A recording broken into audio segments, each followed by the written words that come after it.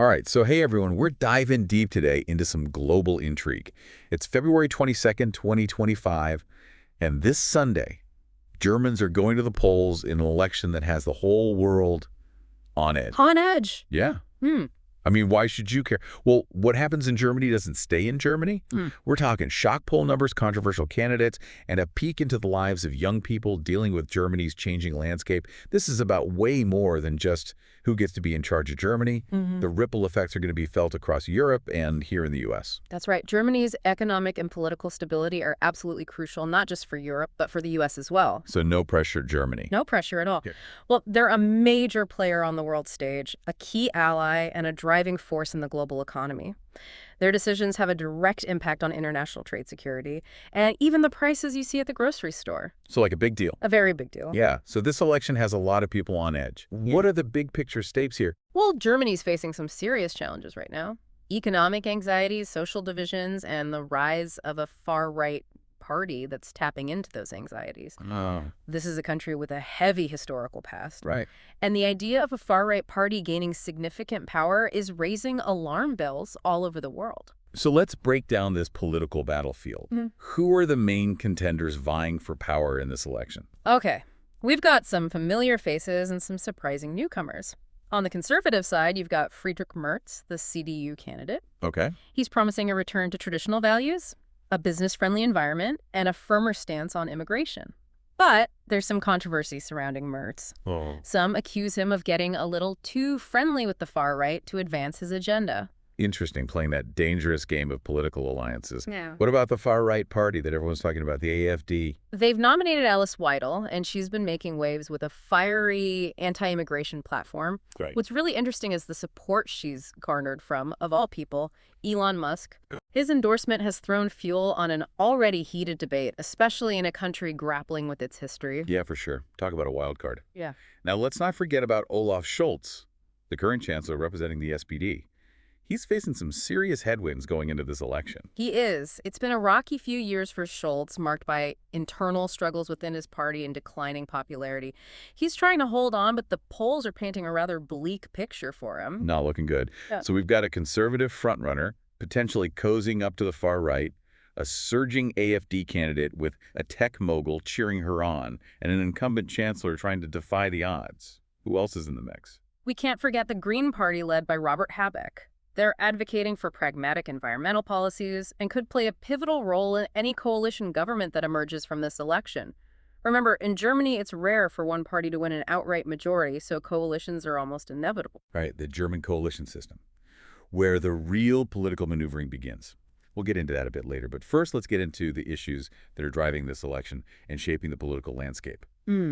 What are the hot-button topics that are keeping German voters up at night? Well, I'm guessing immigration is a major factor in this election. It is. Germany has seen a significant influx of immigrants in recent years, and it's become a very divisive issue. Yeah. A series of high-profile incidents allegedly involving immigrants has really fueled anxieties Oh, wow. and pushed this topic to the forefront of the campaign. So how are the different parties approaching this issue? I mean, the AfD's stance is pretty clear, but what about the others? The AfD is taking a hardline stance, Okay. calling for strict limits on immigration, and even proposing a controversial remigration policy. Migration. Yeah, this would involve encouraging or even forcing immigrants to return to their countries of origin. Wow. It's a policy that's drawn sharp criticism for being discriminatory and unrealistic.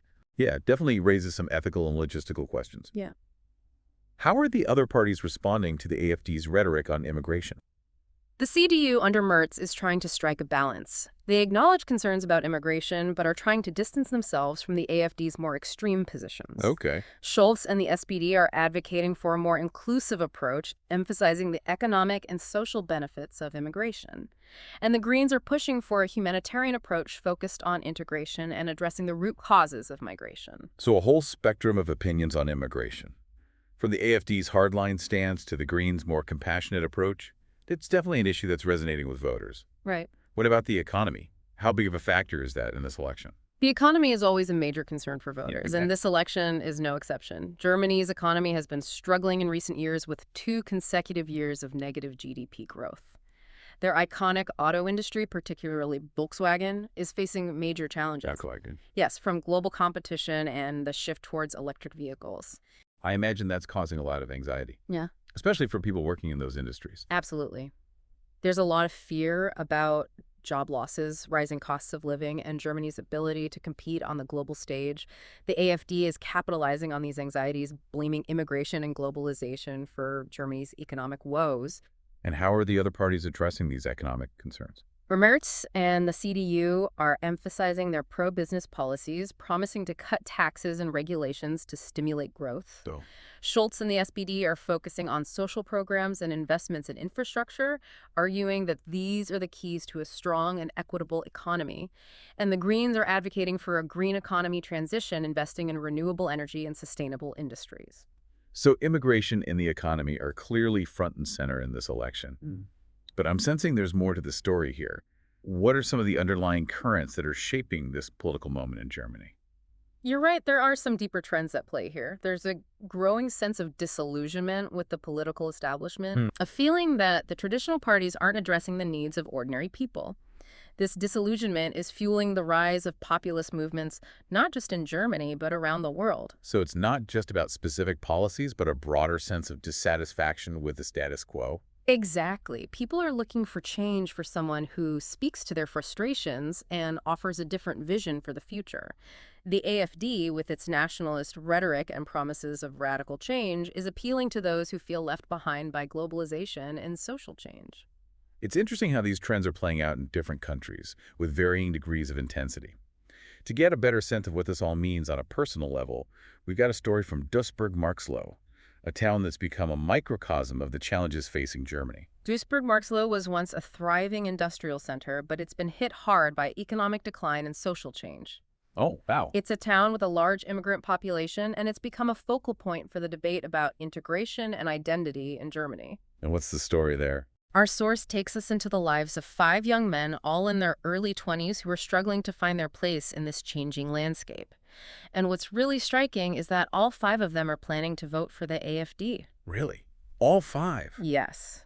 Their stories are powerful, and they offer a glimpse into why the AfD is resonating with some voters. These young men talk about feeling left behind, forgotten by the political establishment. They see the AfD as the only party that's listening to their concerns, even if they don't agree with all of their policies. What are their concerns? What are they saying? They talk about struggling to find decent jobs, about rising costs of living, and about a sense of alienation from mainstream society. One of them even says the AfD is the only party that's speaking for people like me. It's a powerful statement. It sounds like their frustrations are really palpable. They are. It's a stark reminder that these political decisions have real-world consequences for real people. The outcome of this election will have a profound impact on the lives of these young men and millions of others across Germany. Okay, so we've talked about the issues, the candidates, and the deeper currents shaping this election. Let's shift gears now and talk about what happens after the votes are counted. Germany's got this unique coalition system, right? Can you break that down for us? It's like a political puzzle where the pieces don't always fit neatly together. In Germany, it's rare for one party to win an outright majority of seats in parliament, so they have to form alliances with other parties to create a governing coalition. So even if, say, Merz and the CDU get the most votes, they might not have the power to implement their agenda without making some deals. Exactly. They might have to compromise on some of their key policies to secure the support of another party like the Greens or even the SPD. These coalition negotiations can be intense and can drag on for weeks or even months. So it's not just about who wins the most votes, but about who can build the most effective coalition. Precisely. And the makeup of that coalition will determine the direction of Germany for the next 4 years. It's a system that encourages compromise and consensus building, which can be both a strength and a weakness. It certainly adds another layer of complexity to an already complex political landscape. And what does this all mean for the rest of the world? Why should people outside of Germany care about who ends up in power? Germany is a major player on the world stage, a key ally to the U.S. and a leading force in the European Union. Their decisions on issues like climate change, defense spending, and trade policy have ripple effects across the globe. So the outcome of this election could have significant implications for the U.S. and for Europe. Absolutely.